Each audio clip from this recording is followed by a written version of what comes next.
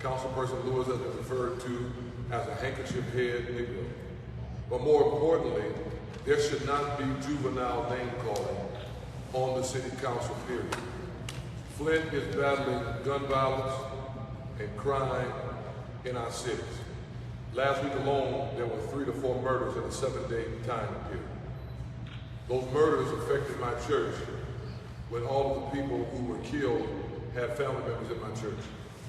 Councilperson Ladel Lewis is a member of the church that I pastor, the Cathedral of Faith Church, which is in the 1st Ward. So please understand how upset I am when the 1st Ward councilperson and the 8th Ward councilperson result to name calling not only to someone's wife, someone's mother and sister, but a member of our church, Cathedral of Faith Church. If we are going to call names in our elected offices and halls of justice, then what kind of representation and what kind of character do we expect our young people to have?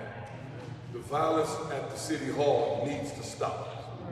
The name calling needs to stop. It is setting a bad example for the youth and the young adults who reside within the city of Flint.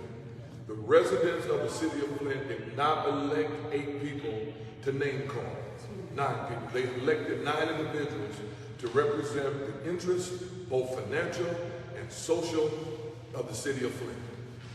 It is not a good time when every time we look at the city council, there are marathon meetings where nothing is getting done, but name calling is going on. People are being threatened with violence. People are being called worthless. How do you expect teachers to teach in school when kids see this type of thing on Facebook and in our communities?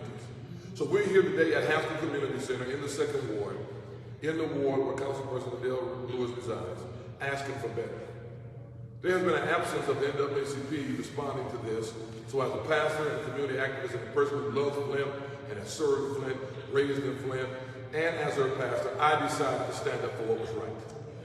I will not sit back and let a black woman in 2023 be called a monkey by anybody and not say anything about it. And since the NAACP has not responded yet, I have started the ball rolling with the ACLU, who I contacted yesterday, to investigate the behaviors of this city council. We want legislation coming out of the city council, not name calling. We want abandoned houses tore down. We want blight eliminated. We want the services and the police and fire funded, the city workers funded. We want the council to just please do what you were elected to do. And Councilman Dennis Pfeiffer of the 8th Ward, you said it openly, you should apologize openly. Not to just Councilperson Ladel Lewis, but to the African American community for using the term monkey in the 21st century. It is unacceptable. It will not be tolerated, and I personally am not done with this issue. So 8th Ward Councilman Dennis Pfeiffer, I encourage you to apologize immediately for your thoughtless and cruel responses and actions to a woman of color in 2023. Standing with me are other leaders from this community, and right next to me is Pastor Al Harris, who pastors Saints of God Church right across the street. We're going to yield now and hear a comment from him as a community activist and leader. Thank you very much. I'm here today to make the plea. I agree with Bishop Martin, there's no doubt about it. The activities at City Hall have gotten totally out of hand. We understand that you're going to have differences of opinion. We understand that you're going to get angry sometimes, but you have to control that anger, and you must respect your colleagues. If you don't do that, then we have, and I'm sorry to say it, the circus that we have going on at City Hall. We come here today to demand that things change. We're asking all the council persons to put your personal beliefs behind you and move forward. Watch this, for the greater good. And as Bishop Martin said, you are examples to the entire city. Something has to happen. I don't mind you disagreeing. I don't mind you being angry, but we've got to carry out the city's business without venom. Right. I'm here in the 2nd Ward. That's my church right across the street. This is my council person right here. And I will tell you personally, I have talked with her about tough issues. tough issues. She has admitted when she was wrong. We have had tough conversations, but she never came at me with venom or tried to get back at me. And so I'm asking all of the city council, please, we've got to change this. Right. We don't want our children watching city council meetings. Right. It's just a bad situation. I appeal to the good in you, every individual. I come without venom. I appeal to everyone on that council to say, what have I done to contribute to the chaos? Right. And then be courageous enough and kind enough to approach someone else. Maybe you need to apologize to someone so that we can move forward. Right. We've got to come to the point now where we put the past behind us, we admit our wrongs, and then we move forward in love for the greater good of our community. And if I was at my church, I'd say, somebody ought to say amen. Amen. So in closing, thank you, Pastor Harris. It should be obvious today that Councilperson Ladel Lewis is not by herself. She's not by herself. She has the support of her husband who is standing here, family, this ward, me as her pastor, Pastor Al Harris as a pastor in this ward, and president of the Concerned Pastors, Pastor Al Harris here. We're going to stand united together, and as he said, we want to echo the sentiments, stop the violence on the city council. We need to work together for the betterment of the city of Flint and all of these phenomenal residents that are standing here with me today. Amen. Thank you. Are there any questions at all from the media? Councilwoman Lewis, can you just share what went through your head when you heard that come from Councilman Pfeiffer, and has he said anything to you privately since then or publicly? When I first heard the term monkey come out of my colleague's mouth, I was in utter disbelief, because this is 2023, and to hear that being spewed, especially on a professional elected platform, it really took me aback. And it doubled down on the fact that we go to work in a hostile working environment. On one end of the council, I'm being called a handkerchief head Negro, and this colleague is selling t-shirts with my face on it, with the racist term handkerchief head Negro, to the community. And then now on the other end, I'm being attacked by a white colleague calling me a monkey, referring to me as a monkey. That's creating a hostile work environment, and it is impeding the work that I am setting out to do. I'm here to do the business of the city. I'm here for the residents. And so if I'm constantly under attack, that affects your mental health, and you're not able to perform your job the way that you were elected to do so. I'm here exclusively to perform the will of the people. Not once have anyone heard me call anyone a derogatory name at all. I use my elected platform to promote the interests of the city of Flint, more specifically the 2nd Ward. And I just want to encourage my colleagues to do the exact same. And so, hopefully today will set the precedent so Mr. Pfeiffer could apologize. And also, his brother made comments referring to me needing a trainer as a monkey. And so all of this is just unfortunate. This is just unfortunate, and Flint deserves better. The residents deserve better, and we will only get better when we deserve better. So I just want to encourage the residents to please take a stand. If you don't believe that racist rhetoric is okay, if you don't believe in having a hostile working environment at the city council, if you don't believe that that's okay, we need for the residents to step up and say something, because this is affecting the city. We can't make proper legislation. We can't be on our best pony per se and make the best decisions for this city if we are constantly being harassed every time we step inside council chambers and the colleagues think that it's okay. So even with the hostile environment that you talked about, did you ever think that it would get to this point, honestly? I did not. When I first saw that we were called handkerchief head Negroes, I thought that I could not believe that this was a professional council meeting. I could not believe this was actually coming out of the Flint City Council. Then when I saw the shirts being sold and promoted by a colleague, I couldn't believe it.